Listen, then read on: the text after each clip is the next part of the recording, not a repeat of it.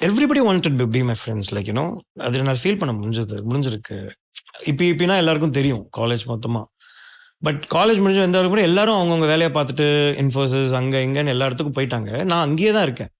So one day I cross by அந்த my friends are very close. நீங்கள் அது bachelor ரூமில் பார்க்கலாம், அந்த மாதிரி தான் என் ஃப்ரெண்ட்ஸ். அவனுக்கு ஜாலியான, அதாவது எவ்வளோ கஷ்டத்துலையும் காமெடி பண்ணிட்டு இருப்போம் நாங்கள்.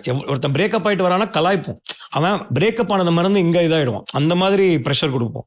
ஸோ நான் வந்து என்ன பண்ணானுங்கன்னா, கிராஜுவேஷன் டே அன்னைக்கு இப்படி வாடா கூட வா, நீ வந்து வா நம்ம ஜாலியாக இருக்குன்னு சொல்லிட்டு இவனுங்களாம் என்ன பண்ணானுங்க, கிராஜுவேஷன் ஆகிறப்போ அவங்களோட ட்ரெஸ் எல்லாம் எனக்கு வந்து போட்டு ஃபோட்டோ எடுக்கிறானுங்க. Like we taking photos. ஒரு அப்போ நீ என்னப்பா, நீ இந்த பேட்ச் தானே, நீ ஏன் இங்கே இது பண்ண மாட்டேற, உனக்கு டிகிரி இல்லையா? இல்லை அங்கிள், என்னை வந்து அடுத்த வருஷம் வாங்கிக்க சொல்லியிருக்காங்க, இந்த வருஷம் வந்து கூட்டமா இருக்கு அப்படின்னு சொல்லிட்டு